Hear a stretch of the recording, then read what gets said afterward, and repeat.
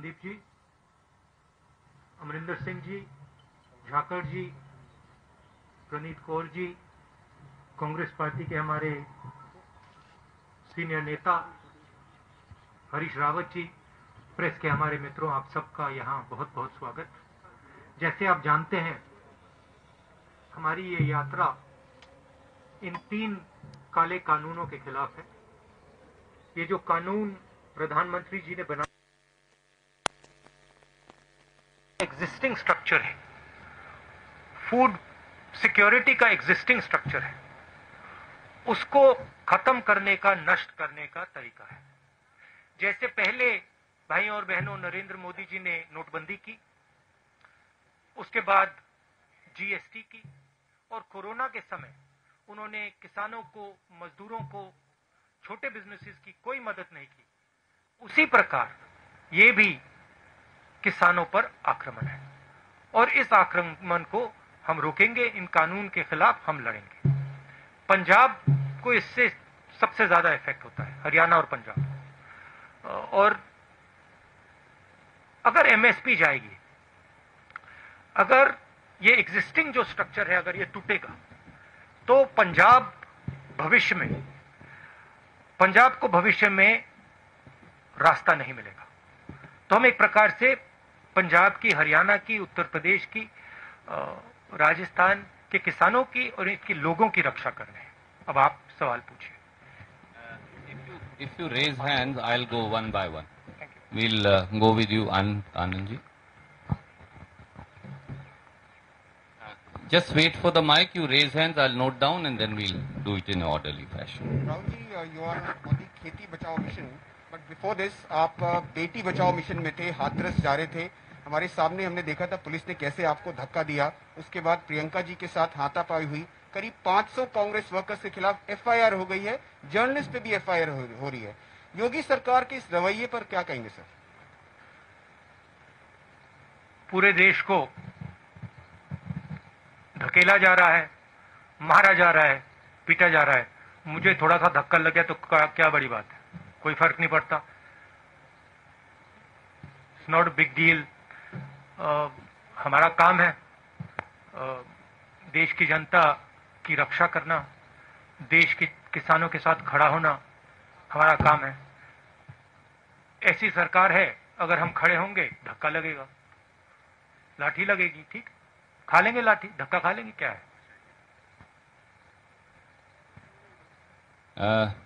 Thank you sir. मैं आपसे एक अनुरोध जो धक्का, जो असली धक्का लगा, धक्का छोड़िए, जो अनइमेजिनेबल उस परिवार को लगा। आप सोचिए, आपकी बेटी है, you have a son, you don't have a daughter, so maybe you will not understand this. People who have daughters will understand it. You might not understand the rape aspect, because that is something that Indian women have to deal with. You will certainly understand the murder aspect. Suppose someone killed your son, and then when you went for justice, they locked you up in your house. And then the DM came to your house and kicked you and threatened you and told you that if you open your mouth, the entire state of Uttar Pradesh will sort you out. And then told you, don't worry, all these protesters, they will go away, Rahul Gandhi will go away, but we will be here. Now you get a feeling, get a sense of how you would feel. That is how that family felt. That is why I went there, because I wanted that family to know that they are not alone.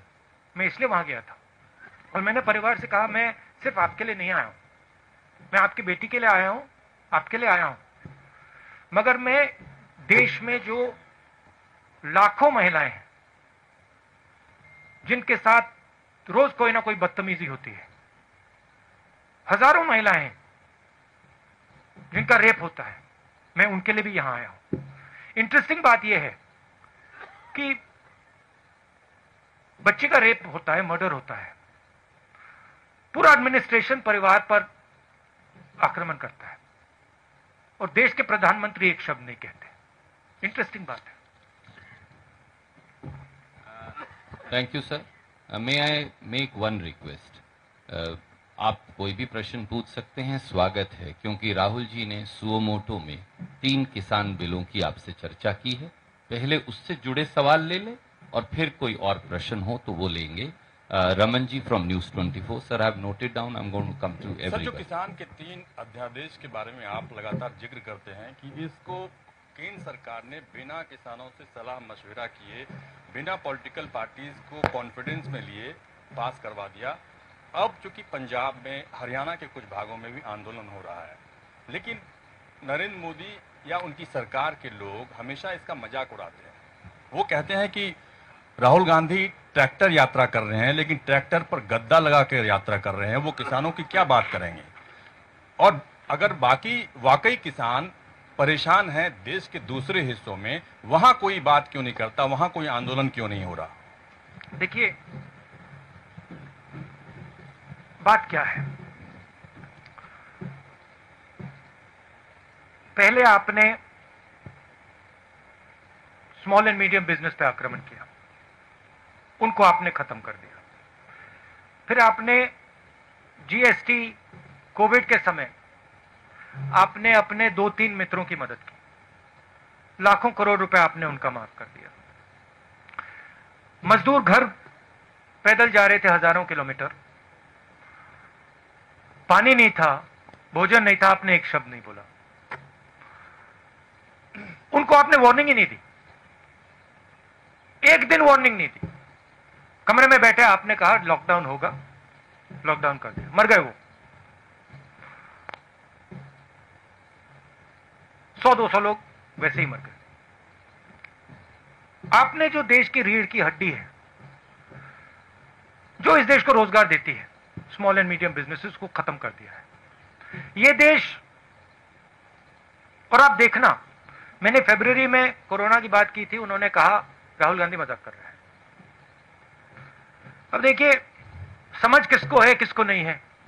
एक व्यक्ति आपको कह रहा है, फरवरी में कह रहा है कि कोरोना से हिंदुस्तान की इकोनॉमी, हिंदुस्तान के लोगों पर बहुत जबरदस्त चोट लगने वाली है, और दूसरा व्यक्ति कह रहा है 22 दिन में ये लड़ाई जीती जाएगी. समझ किसको है ये तो आपको जज करना है, मैं तो नहीं कहूंगा. एक व्यक्ति कहता है 22 दिन में लड़ाई खत्म हो जाएगी, उसको यह भी नहीं मालूम कि कोरोना है क्या, देश क्या है, कैसे चलता है. उस टाइम भी मेरा मजाक उड़ा रहे थे, और अब मैं आपको बता रहा हूं, और आप लिख के ले लीजिए, आज भी मजाक उड़ाएंगे, मगर 6 महीने बाद याद रखना जो मैं आज कह रहा हूं. 2 चीजें आपसे कहूंगा. पहली बात, यह देश अपने युवाओं को रोजगार नहीं दे पाएगा. नरेंद्र मोदी ने ढांचा तोड़ दिया है. अब नरेंद्र मोदी खेती के ढांचे को तोड़ने जा रहा है. अगर नरेंद्र मोदी ने खेती के ढांचे को तोड़ दिया तो एक तरफ रोजगार नहीं मिलेगा, दूसरी तरफ भोजन नहीं मिलेगा. ठीक है, अभी मेरा मजाक उड़ाएंगे, उड़ाने दो. 6 महीने बाद, जैसे आज मैं फरवरी की बात कर रहा हूं, 6 महीने बाद आप देख लेना. ठीक है, ये सिस्टम है, ये फूड सिक्योरिटी का सिस्टम है. एमएसपी है, फूड डिस्ट्रीब्यूशन सिस्टम है, प्रोक्योरमेंट सिस्टम है, मंडियां हैं. ये एक प्रकार से किसान का, फूड सिक्योरिटी का एक किला है. ये प्रोटेक्ट करता है. किले में कमियां हैं, मैं ये नहीं कह रहा हूं कमियां नहीं, कम मंडियां हैं, करप्शन है, इंफ्रास्ट्रक्चर बेहतर होना चाहिए. मगर किले को अगर आपने तोड़ दिया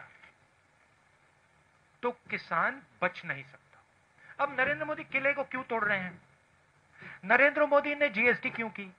नरेंद्र मोदी ने डिमोनेटाइजेशन क्यों किया? नरेंद्र मोदी जी ने कोरोना के समय गरीबों की मदद क्यों नहीं की?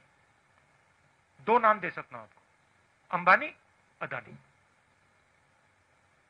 ये ट्रायंगुलर ग्रुप है, अदानी, मोदी, अंबानी. और नरेंद्र मोदी का काम रास्ता साफ करने का है. उनको ऑर्डर दिया गया है कि स्मॉल एंड मीडियम बिजनेसेस को खत्म करो, किसानों को खत्म करो, मजदूरों को खत्म करो, और हमारे लिए रास्ता खोलो. अब मजाक कौन कर रहा है ये आपको डिसाइड करना है. Raman ji, I'll come back to you. We have to. I'll come back to you. We'll give you a second एक question. सेकंड क्या भाई?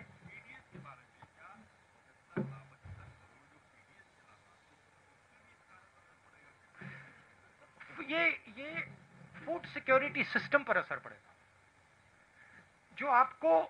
जो जब आप अनाज खरीदते हो मार्केट में, आप खरीदते हो, जो आपको प्राइस मिलती है वो प्राइस आपको इसलिए मिलती है क्योंकि ये स्ट्रक्चर है।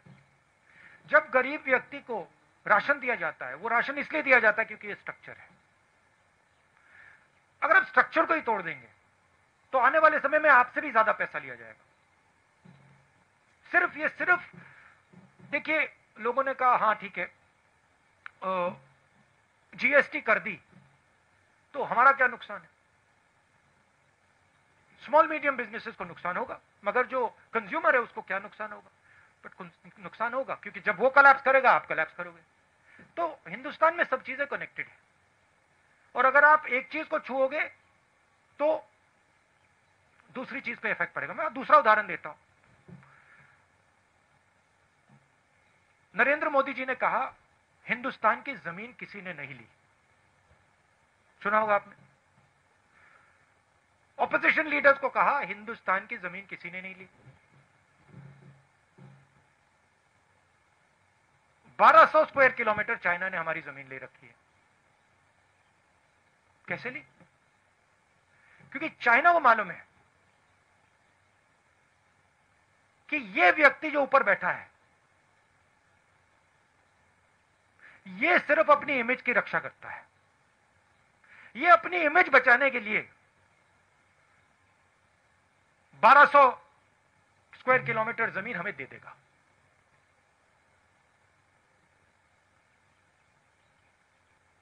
आप सिर हिला रहे हो, पूरा देश जानता है। आर्मी के किसी भी सिपाही से, जनरल से पूछ लो, आपको बता देगा कि नरेंद्र मोदी ने अपनी इमेज बचाने के लिए देश को झूठ बोला। भारत माता की बात करते हैं, भारत माता के 1200 स्क्वायर किलोमीटर नरेंद्र मोदी ने चाइना को दे दिए अपनी इमेज बचाने के लिए। रियलिटी है, मानो ना मानो। इसके बारे में नरेंद्र मोदी क्या बोलते हैं? आप कभी बुलाइए उनको प्रेस कॉन्फ्रेंस में, ऐसे खुल के बुलाइए, बात कीजिए उनसे। वो आपसे इतना डरते क्यों है? Thank you. I'll come to you, Bhai Sahab. Can we have Ramandeep from Punjab Kesari Jagbani? I'll come back. मैं बताता हूं वो क्यों डरते हैं आपसे। मैंने बात सोची, रीजन एक ही है। चाइना से भी वो इस कारण डरते हैं और आपसे भी इस कारण डरते हैं। वो सोचते हैं चाइना हमारी इमेज खराब कर देगा, वो सोचते हैं ये जर्नलिस्ट हमारी इमेज खराब कर देंगे। नरेंद्र मोदी जी को सिर्फ अपनी इमेज में इंटरेस्ट है। टनल में जाएंगे, अकेले जाएंगे, वेविंग हो जाएगी, मीडिया पे पूरी मोनोपोली है, सोचते हैं कि भैया मीडिया दिखाएगा मुझे टनल में। तो उनको सिर्फ अपनी इमेज से ऑब्सेशन है। जो भारत में हो रहा है उससे कुछ लेना देना नहीं। मेरी फीलिंग है कि शायद नरेंद्र मोदी ये जो 3 कानून है इनको समझते ही नहीं, मेरी असेसमेंट है। राहुल जी, आप लगातार कह रहे हैं कि जीएसटी, लॉकडाउन और नोटबंदी ये गवर्नमेंट का फेलर है, but on the opposite side BJP का कहना है कि ये हमारी अचीवमेंट है। वो दूसरी बार जीतने का भी हवाला देते हैं कि इसके बावजूद हमने इलेक्शन जीती। तो ये नजरिया अलग अलग क्यों है? और आपके अच्छा बताइए, जो चाइना को 1200 किलोमीटर दिया है ये भी इनका अचीवमेंट है क्या? नहीं, बीजेपी बोल रही है सर ऐसा कि ये बोल रही है कि उनका अचीवमेंट है कि 1200 स्क्वायर किलोमीटर हमने चाइना को दे दिया। उसका नहीं, जीएसटी का, नोटबंदी का या लॉकडाउन का। बीजेपी का ये कहना है कि जीएसटी आई या नोटबंदी आई कि उसके फायदे हुए, और उसका जो रेफरेंस दे रहे हैं वो कि हम जीते, इलेक्शन भी जीत रहे हैं। अगर पब्लिक में इतना रिवोल्ट था तो इसके बावजूद फिर इलेक्शन कैसे जीत गए? तो एक बात मुझे बताइए, आप मेरे से मत पूछिए, ठीक है? आप किसी भी स्मॉल बिजनेस वाले के पास चले जाइए, दुकानदार के पास चले जाइए और उससे पूछ लीजिए, उससे पूछिए भैया जीएसटी से आपका फायदा हुआ या नुकसान, अचीवमेंट है या फेलियर है। फिर उससे आप पूछिए भैया एक बात बताना, ये जो डिमोनेटाइजेशन है 500,000 पूछा है, छोटे दुकानदारों से बात की है, व्यापारियों से बात की है, किसानों से बात की है, वो तो कहते हैं कि भैया इन कानूनों ने हमें नष्ट कर दिया, खत्म कर दिया। आप जाइए थोड़ा यहां से बाहर जाइए, किसान से पूछिए, पंजाब के किसान से पूछ लीजिए, ट्रैक्टर लिए घूम रहा है, सड़कें रोक रहा है। अगर अचीवमेंट था तो वो बाहर क्यों खड़ा है? पटाखे क्यों नहीं बजा रहा? Tribune.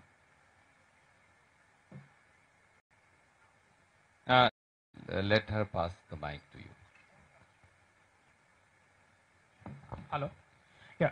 Rahulji, there is a general perception across the country that an opposition with the Congress and other stakeholders is not as strong, and the BJP is able,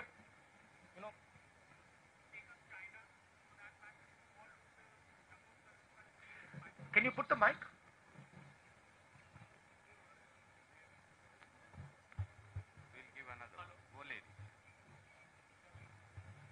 Hello. Yes. So they are saying that a weak opposition across the country, including the Congress. Do you think that the general perception that is it so that the BJP is doing everything that they can just because the opposition is not united across many states and especially in Delhi and at the center? See, an opposition in any country functions within a framework. What is that framework? The framework is the press. The framework is the judicial system. The framework are institutions that protect the voice of the people. This is the framework. That entire framework has been captured. The entire architecture of giving voice to the people of India is captured and controlled by the BJP. You know that. In fact, you come from one of the newspapers that exerts a little bit of independence. That's not the case with most TV channels and newspapers. So, if the entire architecture of institutional architecture is captured, then to say the opposition is weak, that's not really a correct statement. Give me a free press. Give me institutions that are free, and the government will not last. I don't have that. I can take proof, clear-cut proof of, for example, the Rafael deal. I can bring it to you. Don't show it. Right? So, at a certain level, frankly, you're also not doing your job. And it's okay for you to blame the opposition and say, well, the opposition is weak. But, my friend, you're also walking into slavery. Right? You're also walking into a place where you will become very uncomfortable. I'm fighting for it. You in your own way, I'm sure, are also fighting for it. But it is a bigger thing that has happened. Today, it's quite amazing. I don't think there is any other country in the world today where another country can occupy 1200 square kilometers of its land and the media says nothing. Then I don't think there's any other country. I'm thinking about it. I think even in, the weakest country, they will make a noise. India, they don't make a noise. The whole thing's captured. I went to Uttar Pradesh. Girl is raped. Neck is broken. Administration is attacking her. Administration is attacking the family. It's amazing. It is the result of a complete capture of the soul of this country. And it's a forcible capture. If it was captured with affection, I would be the first to stand by it. But it's a forcible capture.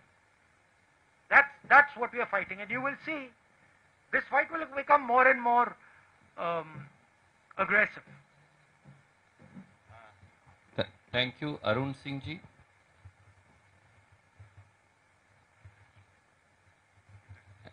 And then Gurpreet Singh Chattha ji from Ajit thereafter. Hello Rahul ji, आप उत्तर प्रदेश गए, आप पंजाब आए हैं, आप lockdown के दौरान taxi driver से बात कर रहे थे। आप जब भी कहीं जाते हैं, किसी इशू को उठाते हैं, बीजेपी की तरफ से एक वर्ड है पॉलिटिकल टूरिज्म। आपको ऐसा लगता है कि जब आप किसी कॉज को, किसी इशू को हाईलाइट करने की कोशिश करते हैं तो उससे डेविएट करने के लिए पॉलिटिकल टूरिज्म की बात आप करिए। अब उत्तर प्रदेश सरकार ये कह रही है कि एक इंटरनेशनल साजिश है यूपी सरकार को बदनाम करने की, जो कुछ हो रहा है वहां पर हाथरस में। या यहाँ पर आपसे सवाल ये पूछा जा रहा था कि गद्दी लगी थी, आप उस ट्रैक्टर पे बैठे थे। नहीं, मगर ये सवाल कभी नहीं पूछा जाएगा कि नरेंद्र मोदी ने 8,000 करोड़ रुपए के लिए 2 हवाई जहाज क्यों खरीदे। $1 बिलियन, 8,000 करोड़, उसमें कुशन छोड़िए, उसमें तो पलंग है पूरा। मतलब एक पलंग नहीं, 50 पलंग होंगे उसमें। ये नहीं कहते कि भैया हमारा जो प्रधानमंत्री है उसने 8,000 करोड़ रुपए का जहाज खरीदा। क्यों? क्योंकि उसके मित्र ट्रंप के पास जहाज है 8,000 करोड़ का, तो उसे भी चाहिए। ये नहीं कहते। ये कहते भैया राहुल गांधी, अमरिंदर सिंह जी गए, ट्रैक्टर पे बैठे थे, किसी ने कुशन लगा दिया। तो मैं वही कह रहा हूं, नैरेटिव चेंज हो जाता है। आप पॉलिटिकल टूरिज्म वर्ड इसको दिया जाता है। इसलिए मैं पूछ रहा हूं कि आप अगली बार जब कोई इशू उठाने की सोचते हैं तो इससे निपटने का क्या उपाय आपके पास है? क्योंकि देखो, मैं अपना काम करता हूं। मैंने जैसे बोला, मीडिया कैप्चर्ड है, इंस्टीट्यूशनल स्ट्रक्चर कैप्चर्ड है, उनका उधर डोमिनेंस है। मगर किसान पर जो अत्याचार करते हैं, छोटे दुकानदारों पर, स्मॉल मीडियम बिजनेसेस पे जो आक्रमण करते हैं, युवाओं के भविष्य पे आक्रमण जो करते हैं, उधर तो डोमिनेंस नहीं है ना। उधर मैं काम करता हूं। अब कहीं ना कहीं हिंदुस्तान के युवा को दिखेगा कि भाई यहां पे नरेंद्र मोदी जी टनल में वेविंग कर रहे हैं, मगर मुझे खाने को नहीं। किस बात की वेविंग कर रहे हैं वो टनल में, जब मुझे खाने को नहीं है, मेरे पास रोजगार नहीं है, मुझे भविष्य नहीं दिख रहा। तो कभी ना कभी रियलिटी, सच्चाई तो बाहर आती है ना।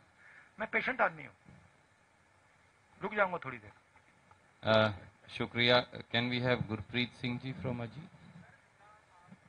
सर, मैं माइक देता हूं आपको। हेलो सर, जैसे आपकी पार्टी बोलती है, आपके वर्कर बोलते हैं कि आप जब सत्ता में आए, आपकी सरकार कांग्रेस बनती है तो 3 बिल हैं जो आपने बोला कि हमने वो बंद कर देंगे।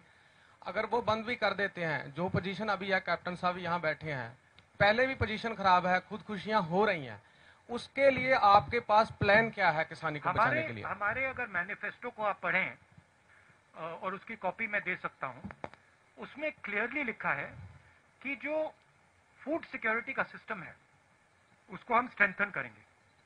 आज 40 किलोमीटर के रेडियस में मंडी होती है, हम 4 किलोमीटर के रेडियस में मंडी लगाएंगे। हम इस सिस्टम को, जो इसकी कमियां हैं, उसको सुधारने की कोशिश करेंगे। मगर हम इस सिस्टम को तोड़ेंगे नहीं, क्योंकि हम जानते हैं कि अगर हमने ये सिस्टम तोड़ दिया तो किसान गया। अब सिंपलिस्टिक बात है, नरेंद्र मोदी जी को शायद समझ ही नहीं है, पता नहीं। अगर आपने सिस्टम तोड़ दिया, अगर पूरा एग्रीकल्चर का आपने सिस्टम ही तोड़ दिया, तो फिर किसान की प्रोटेक्शन कहां रही? तो हमारी जो फिलॉसफी थी कि हम जानते हैं कि मंडियों में कमी है, हम जानते हैं कि वहां पे करप्शन है, बट हम इस सिस्टम को रिफॉर्म करना चाहते हैं। वो कॉम्प्लिकेटेड मामला है, आसान मामला नहीं है। नरेंद्र मोदी जी जो सच्चा चैलेंज है उसको एक्सेप्ट नहीं करना चाहते। नरेंद्र मोदी कहते भैया इसको तो मैं उड़ा देता हूं। अब black money is a difficult challenge. Narendra Modi उस चैलेंज को एक्सेप्ट नहीं करना चाहते, कहते मैंने नोटबंदी कर दी, खत्म हो गया, क्या लगा। तो बहाना है। अमरिंदर सिंह जी अभी बैठे हैं, अभी हमने मीटिंग की अंदर, पंजाब के युवाओं को रोजगार दिलवा रहे हैं। सिंपल मामला नहीं है, कैची फ्रेजेस से रिजॉल्व नहीं होता, काफी कॉम्प्लिकेटेड बात अंदर चल रही है। ऐसे करेंगे, ऐसे करेंगे, ये करना है, वो करना है। तो हिंदुस्तान को ये रियलिटी एक्सेप्ट करनी पड़ेगी, सच्चाई एक्सेप्ट करनी पड़ेगी। Mohammad from NDTV and then Rohit from Bhaskar.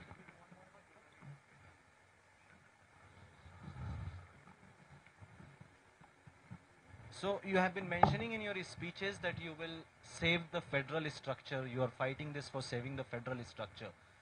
In 1970s, the Punjabi Suba movement in Punjab was also for strengthening the federal structure, and it was crushed, and partly it is blamed on Congress party also. So why Punjab and Punjabis should trust you on this? Punjabis should see my actions. right? And I can tell you, if you look at my political career, you can see my action. Don't just look at my words. I came to Punjab, and I've learnt a lot from the Punjabi people. In fact, if you were to ask me, you have given me more than I have given you.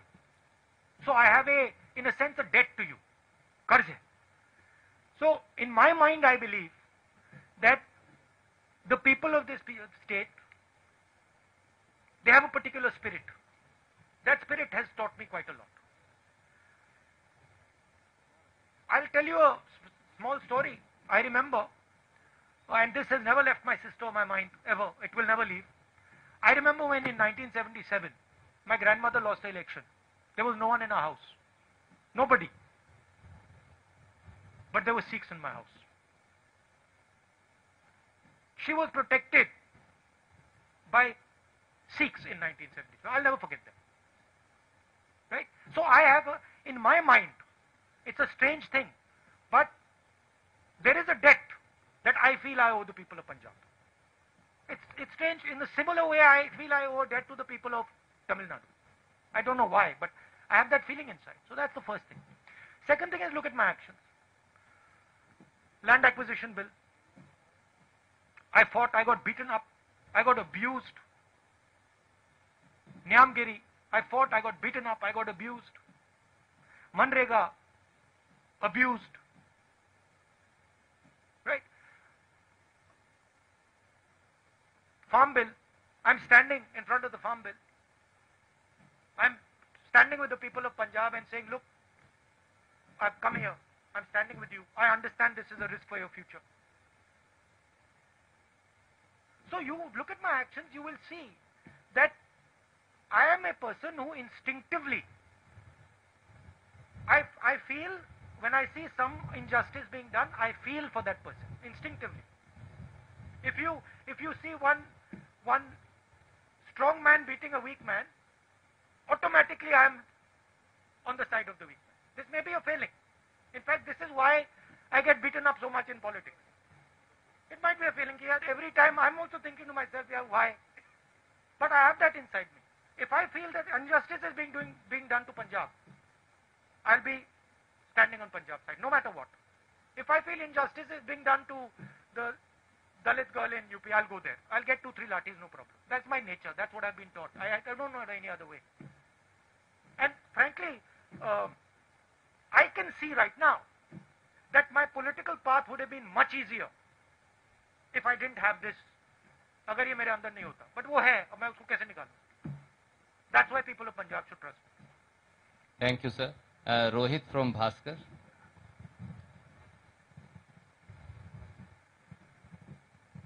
Rahul ji, मेरे आपसे 2 सवाल हैं।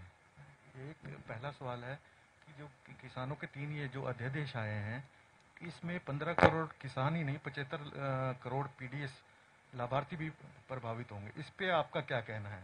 दूसरा, मोदी जी ये कहते हैं कि भाई ये जो अध्यादेश आ रहे हैं इससे किसानों को फायदा होगा, मंडी नहीं खत्म होगी, तो फिर दिक्कत क्या है?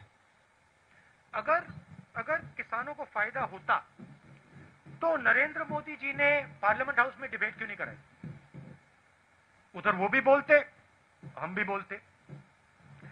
अगर फायदा होता तो कोरोना के समय जब वो जानते हैं कि किसान बाहर नहीं आ पाएगा, हम हरियाणा जा रहे हैं, आज सरकार कह रही है कोरोना का समय, जब वो जानते हैं कि किसान रेजिस्ट नहीं कर पाएगा, तो उन्होंने ये बिल क्यों पास किया?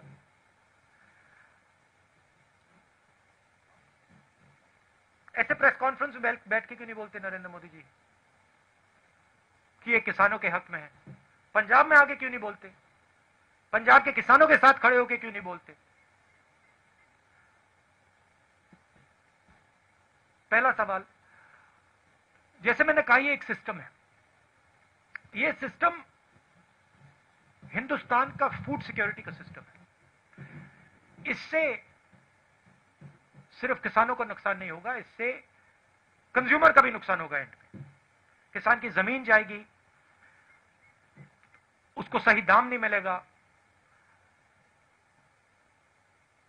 नरेंद्र मोदी जी कहते हैं मंडी की कोई जरूरत नहीं, हजारों मंडी है हिंदुस्तान में, मंडियों में वर्कर्स काम करते हैं, स्मॉल ट्रेडर्स हैं, किसान जाता है, लोडर्स होते हैं, लाखों में होंगे हिंदुस्तान में, उनका क्या होगा? अंबानी जी, अदानी जी ऑटोमेट कर देंगे, मशीनें लगा देंगे।